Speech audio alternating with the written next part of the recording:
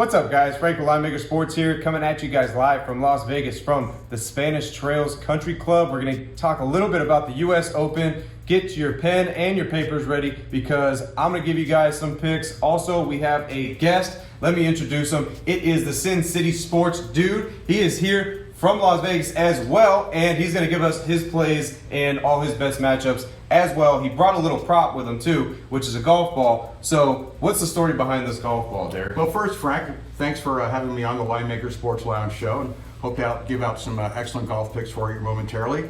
This golf ball I have in my hand is a very special golf ball. This golf ball was given to me by Jack Nicklaus on his deathbed. Wow, you hear that, guys? But wait a minute, Jack Nicklaus isn't dead. He's not? Then who gave me this ball? All right. Little comedy to start the show out there for we you go. guys there. But let's get down into it. U.S. Open, winged foot. Let's talk a little bit about it. And we're going to give you guys some picks. But let's talk about the course a little bit. Winged foot in New York. I do know that you know probably more than I do about this. So what do you think about this course? Well, it is probably the toughest course these guys are going to play all year. The fairways are narrow. The rough is thick. There's bunkers on both sides of almost every green, so you can't miss left or right.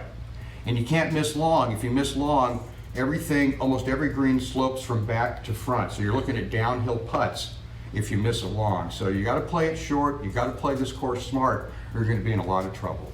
Now, I did see that Tiger Woods went on and he did talk a little bit about this course earlier in the week, and he did say that if not the toughest, it's one of the toughest that are on tour when they do play there. So even Tiger is saying that, you know, this is a very, very tough course to be at, that you obviously, yes, you got to be accurate because the fairways are really, really narrow. So that's obviously going to play a little bit into what our plays are for this U.S. Open. So Got to hit fairways. yeah, exactly. You Gotta gotta hit fairways. you gotta be accurate. And there's some guys on the tour that can hit it long, but just aren't accurate. So we're gonna talk a little bit about that too, and how that goes into the plays that we picked as well. So let's go right into it. What do you think about your player props of who's gonna actually win the tournament? What do you got going on? Well, there? I'll start with some matchups. I took a look at Wyndham Hill. I'm a little disappointed in Boyd Gaming this year. They didn't offer any matchups, and all their bets are bet to win the tournament. So I went to William Hill and checked out some of the matchups, and there's a few that I like. Adam Scott versus Tiger Woods. Who would ever thought that Tiger Woods would be an underdog in a matchup in a major tournament? But he is here. Tiger's plus 100 versus Adam Scott minus 125. I like Adam Scott here. I think his youth is going to help out. I think Tiger's going to have a little trouble with the weather. It's supposed to be a little rainy, a little cold on Friday. That's not good for Tiger's back and Tiger's knees, and we've seen that when he's played. The weather seems to affect him and affect these older guys too a little bit. Adam Scott, you could talk about his putting a little bit, but he's top 3 in 3-putt avoidance, which I think is a key stat for this tournament. You don't want to have any 3-putts out there. The greens, there's a lot of undulation, but you can read the undulation. There's not subtle undulation, which is difficult, and it's tough for Adam Scott. He doesn't read subtle undulation very well, but he reads a lot of undulation. So I see him cozying up a lot of putts, 2-putting, getting out of there with his par or his birdie. Not a lot of 3-putts for bogey. On the other hand, Tiger's been changing putters left and right. He's got this putter, he's got that putter, long putter, short putter, heavy putter. He's going back to the putter this week that won him a bunch of tournaments, but it still shows he doesn't have a confidence in his putting right now. And when it comes down to it, Adam Scott's a little straighter hitter. I think he's going to be a little bit better putter this week. I'm going to give the edge to Adam Scott. I'm going to put a few bucks on him in the matchup versus Tiger. And I concur with that. I do like that play as well because Tiger, I do think, is very inconsistent with his putting as of late, with switching all these putters all over the place. And Adam Scott, you're right. I do think Adam Scott could definitely do better than him in this tournament. I mean, they always think that Tiger's going to come out of nowhere, just like in the Masters, and he's going to have his heroic Masters, tournament, and he's going to go and win. Yeah. But it's kind of hard when it comes to a course like this. I don't think really Tiger is going to be able to hang too much with a lot of these boys up at the top. So. It didn't happen at Harding Park for him. Yeah. And I see this as being similar weather-wise. It's going to be similar temperature. It's going to be a little damp. That doesn't work good for him. And he does not hit it straight anymore, Tiger. Advantage Adam Scott. All right. In what might be the co-main event of the matchups for this week, Justin Thomas versus Rory McIlroy. That's going to be a good one. How about those two guys going at it? I got to give the advantage though to Justin Thomas. Okay. I don't know where Rory McIlroy's head is at the moment. Mm-hmm. He just had a kid, so you've experienced that. Yeah, There's exactly. a little bit of euphoria. Is he that intense in winning the U.S. Open? You got to be hungry, and there's no question that Justin Thomas is still hungry to win. He has none of these other things going on. He's never won a major. Well, yeah, he has the one major, but he hasn't won a U.S. Open. And I'll give the edge to Justin Thomas for this tournament. And that's kind of funny that you bring up that matchup too, because on that matchup now, if we flip to my end, the matchup that I do like is Rory. I know that Rory, yes, his mind not be totally focused to win the tournament, but when it comes to the matchup, I like this matchup. I'm not saying, that, he's going to excel that much, but I do like this matchup that he has Rory over Bryson DeChambeau. Because the reason why I do like this matchup here is because Rory is long and straight, and that's what you're going to need to do here at Winged Foot. And Bryson is, obviously, everybody knows that Bryson is very long, and he can hit the ball. He can hit the ball 350, 360, 370. But I've seen a lot of him, in his accuracy-wise, he's all over the place sometimes. And sometimes, if you're all over the place on this course, I think he's going to be in deep, deep trouble. Yeah. It's going to depend on how smart Bryson wants to be. Does he want to back off and hit 3 irons and 2 irons and 3 woods? I've never really seen him hit those clubs, so I don't know how well he hits them. Yeah. He plays those same length clubs. Is his 2-iron the same length as the rest of the clubs in his bag? I know it's hurt him a bit on his wedges, from what I understand. Yeah. Having the single length clubs like that, it's hurt him a bit on his wedges. So I don't know much about Chambeau. McIlroy's a little wild too at times, but he's definitely more accurate than DeChambeau has been. I could see both these guys missing the cut. Yeah. Wow. Frankly, Wow. definitely. I can see both of them missing the cut. Wow. But I would agree with you. I'd probably give the edge to Rory versus DeChambeau. Just but an I'd give the edge accuracy-wise. to Justin Thomas versus Rory. Yeah, I agree with that one too. I do think Justin Thomas definitely is more accurate, and I do think that he is he's got 6 top 20 finishes in the last 11 events. Justin Thomas, so he is he is the real deal. He's good and he's very accurate. So I do like him, and that'll go into actually one of my plays as well. That's going to go to win the tournament. I took Justin Thomas plus 1200 to win the tournament because, like we just discussed there, he is a very, very good golfer, and I do think he'll be able to really zone in on his accuracy when it comes to Winged Foot, and really that's going to matter. Now those are the 2 matchups that I like the most. The third matchup that I kind of like is Tommy Fleetwood versus Tony Finau. Both these guys haven't won yet, and they're both just right on the edge of winning. You can just taste it. You just know they're going to get there. And boom, they may never make it. They may be those kind of guys like a Ricky Fowler or something, but I feel they're both really, really close. For this golf course, I think Fleetwood has the better game. I think he's a little more accurate. I think he's got a better short game, better out of the sand, and maybe a better putter. And you got to be good out of the sand and around the greens this week. And that's where Tony Finau has kind of lacked a little bit. He doesn't have the greatest short game, not the greatest out of the sand. And he's a good putter, but his short game is a little lacking. I'm going to give Tommy Fleetwood the edge over Tony Finau. Fleetwood is plus 100. Finau is minus 125. The other thing I'm not sure about with Tommy Fleetwood is he played last week over in Europe, in Portugal. And he's just coming over. Yeah. Got to play the next week coming over to the States. That's going to affect him. Yeah, I don't know how that much that's going to affect him. That is true. I mean, I've thought that about him before, and then he's gone and finished top 5. So Tommy Fleetwood may be one of those kind of guys that likes playing, that can fly all over the place and not affect him. He's still in his 20s, I think, so he's not at that age yet where all the travel might catch up with him. Yeah. So it's not a super duper pick, but I kind of like Fleetwood a little bit over Finau. Yeah. And another thing to remember with Fleetwood, and this is something that I heard, is that this northeast grass that they're going to be playing off of and the rough they're going to be hitting out of is very similar to the grass these guys play in England. It's like the same type of grass that they grew up on in England. So I think you want to take a look at some of the English players. Yeah, the European players. Especially the English players, the guys from England. And they include, there's some long shots here. Andy Sullivan at 200 to 1. Wow. Tom Lewis, who's a great long iron player. Watch out for him in the future. If you don't see him pop up this week, he's going to be a European to watch out down the road. Tom Lewis is 200 to 1. Ian Poulter, I don't know how much time he spends in England anymore. I think he lives in Florida now. So he's 125 to 1, but I don't know how much he'll be bonused by because he hasn't been in England for a long time. Matt Wallace is an English player. He's a veteran guy. He's early 30s, I think. He's just that age to come over and win a U.S. Open. He's 125 to 1. Wow. That's worth throwing $5 on. No, it definitely is. You know, so it definitely is. So you guys, watch out for the English. Right, and Terrell Hatton is 45 to 1. Matthew Fitzpatrick is 55 to 1. And Justin Rose, well, I don't think he lives in England anymore. I don't know, I think he's in Florida now too, but he's also 55 to 1. Justin Rose is a nice, he's got a good shot, I think. I won on him with the U.S. Open a few years ago, but he was primed then. Yeah. He was like, He dropped off a little bit. he was like,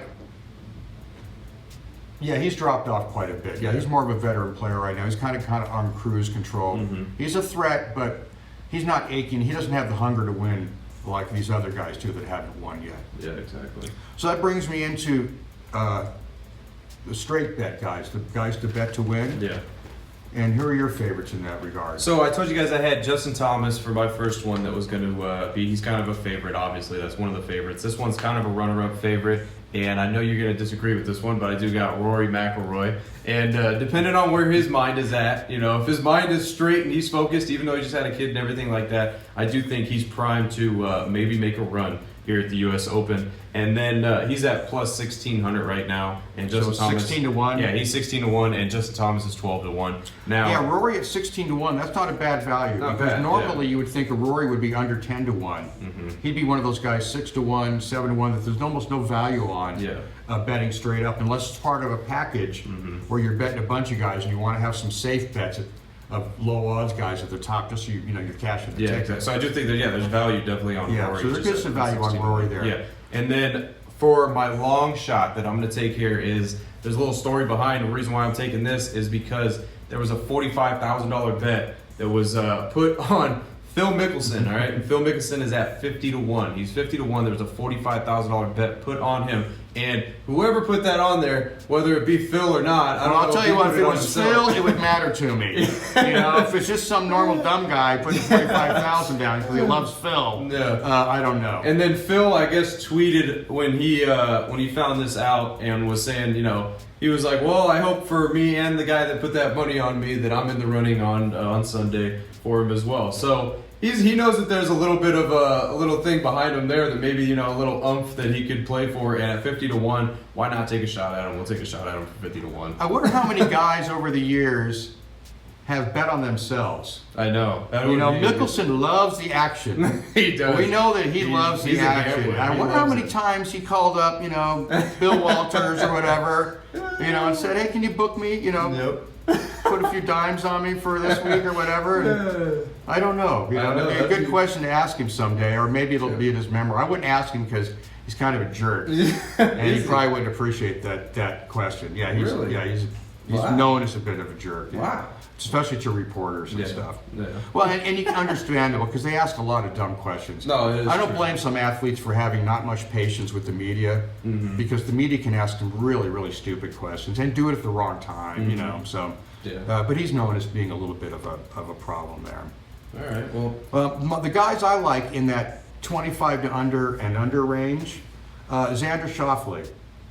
Everybody's talking about him, so I don't know if I'm ready to cross him off now because when everybody's talking about him, that means down the drain. I know. But he's been poised at almost every major. He seems to be in the running. He's like right there. He's just a steady guy. I do like him. I did look over 16 him. to 1. Yeah, and I did look over him as well, and I was like, with William Hill. Yeah, and I was like, he is a solid play. I do think there is some value on him too. And the other guy I like a lot, and other people are talking about this as well, is Webb Simpson. Mm-hmm. He's not the longest hitter, which is perfect for this course. He puts the ball in the fairway. He puts the ball on the greens. He makes putts. He does everything. He's won a U.S. Open before. And when I was looking at the last time they played at Wingfoot back in 2006, the leaderboard was littered with the short hitters. Luke Donald, those kind of guys, man. It was all the short kind of precision kind of players, and that's what Webb Simpson is.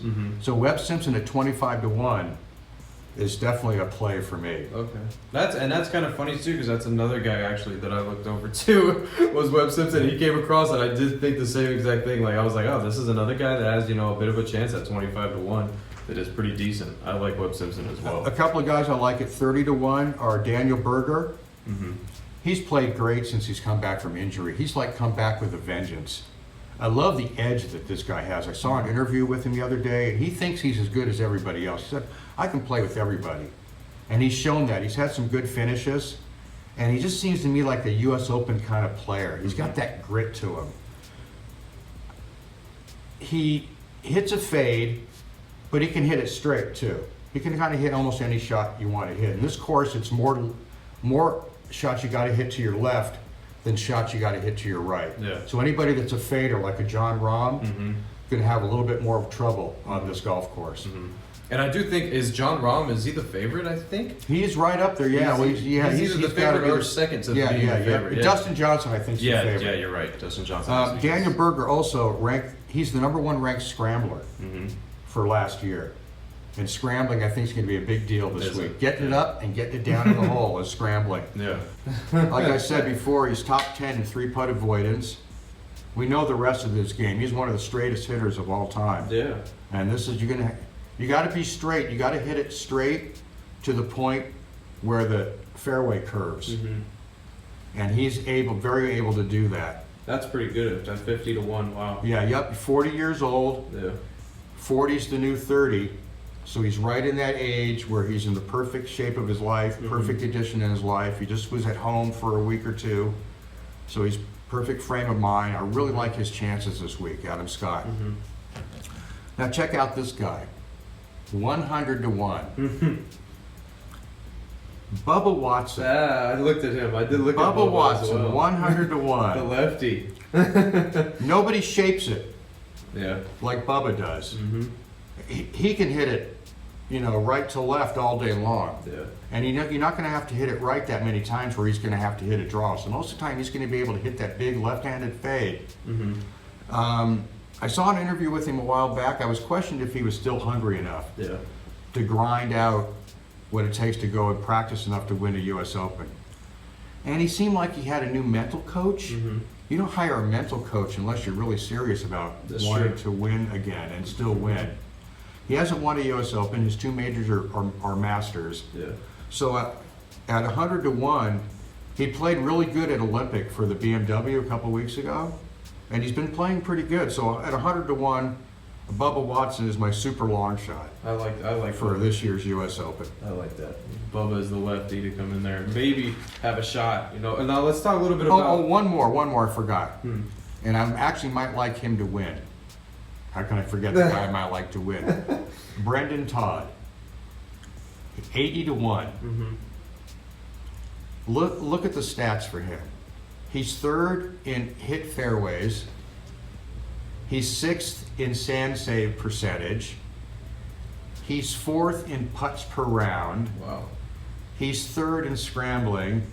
And he just tied for 8th a couple of weeks ago at the BMW at Olympic, which is a very difficult golf course. That's solid numbers. Those are super solid numbers, really. And he's not a long hitter. He's only not a long hitter, but he'll be able to hit driver all week. Yeah. Because he's not going to have to worry about hitting it through the fairway if the course dries out, I think. He's about 280, 290 kind of hitter. He's one of the shorter hitters. Yeah. But I like Brandon Todd a lot at 80-1. He reminds me a lot of the guy who won it in 2006, a guy named Jeff Ogilvy, who was a short hitter, and just like Brandon Todd, and he won it. So I like Brandon Todd a lot this week at 80-1. Wow, 80-1. That's a big number too. Yes. That is. I do like that. But let's. Now I have a question for you. Let's talk a little bit about DJ Dustin Johnson. What do you think about Dustin Johnson coming in here? Because it seems like everybody is riding Dustin Johnson. They think he's super hot right now. How can he not? But what is he? 6-1? He's 8-1, I think. Right There's now. no value in betting him. Exactly. Yeah, there is no value in that. I like betting. I'm looking for long shots. Yeah. If I'm going to throw $10 down on somebody like that, I'm looking for an 80-1. Yeah, I know exactly. Yeah, you want to make some money off of him. Right. Yeah. And I didn't see him too much in the matchups. Yeah. They shied away from the matchups a little bit on him. He's not into many matchups. Yeah, I didn't see too much from him for matchups, so I wouldn't know where to bet at him for matchups. But he is. I think one matchup is him and John Rahm. That was Could one. be, yeah, that yeah, was one could matchup. be, yeah. That's a little too close. Yeah. I don't really see an edge Yeah. either way, except that Rahm is a fader, and it's more of a draw course. Yeah. Where Justin Johnson, I think, can kind of do a little bit of both. Yeah, I agree with that. And I do think that it's funny that you mentioned the Tommy Fleetwood and Tony Finau. I always feel like those guys are right in the mix when it comes to the third round or so, almost going to the fourth round, that they're always right there. They never can get it done. Never can get it done. They just never can get it done. I don't know why. And that's a great matchup too. I wonder if It they were is. thinking that when they put that matchup Yeah, they have together. to, Here's the because- two guys that can never seem to quite. They're get over always the hump. there. Yeah, they're always there. Always there, and they can never just close it out. Neither one of those Yeah. guys. So But I it's like funny. Fleetwood's short game more than I liked Finau's short game this Yeah. week, and that's why I would like Fleetwood over Finau. Yeah, that is. I like that as well. It's going to be fun to watch, though. You know, Oh, we're it talking is. about a tournament where the winner's going to be over par. Whenever you're talking about the pros and finishing over par, I know. that's always going to be interesting. It is. But I got a feeling that they're going to finish under par. These guys are too good. Yeah, of There's too course. many that are too good. Yeah. And they always say it's going to be tough. They're going to have a really difficult time. And then some guy goes out and shoots 10 under. Yeah. I know. So, So I wouldn't be surprised about that. it's true. It really is. So, what about the weather? Did you look into the weather? Or what you said maybe it's Yeah, going to Friday, 40% chance of rain. So that's not a definite. It's Yeah. not like the showers are coming and there's definitely going to be rain they're going to be playing in. I didn't see what time they're expecting any of the weather to roll in. Oh, okay. So I don't know if there's any advantage to early, late, or late, early in terms of the tee time, whether you're playing Friday, because I don't know what time they're expecting that weather to come in Friday. All right. I would imagine the earlier you can get out there and get off the golf course, probably the better. The best. Yeah. So Best maybe time your for the late, early your guys. late early guys might have a little bit of an advantage for this year, but I didn't really notice it that much in the PGA. Okay. Well, guys, there you have it, guys. The Sin City Sports Dude, Derek, he joined us today. He gave you guys his PGA US Open picks, matchups, long shots. He gave you everything. All right, guys. I gave you what I thought was, and he gave us the great story with Jack Nicklaus's deathbed. Giving him the golf ball, which is still cracking me up from the beginning. But anyway, guys, I do want to thank you for joining us. And We're it glad was- Jack's not dead, by the way. keep going, Jack. Yep. So we want to thank you for joining us, giving everybody, all the members, everybody out there, free plays for this weekend. Hopefully, it's going to be fun to watch. It should be. Obviously, it should be fun to watch, and it should be a tough golf course for these guys. Now, we gave you all of our plays. Hopefully, you guys had a pen and paper and you took them down. If you didn't, throw a little stuff in the comment section. If you're going to ask any questions, let us know. We'll chime in and talk to you guys as well. All right, guys? As always, guys, I'm Frank with Linemaker Sports. Stay disciplined. Stay consistent. I'll see you guys this weekend. Till then, I'm out.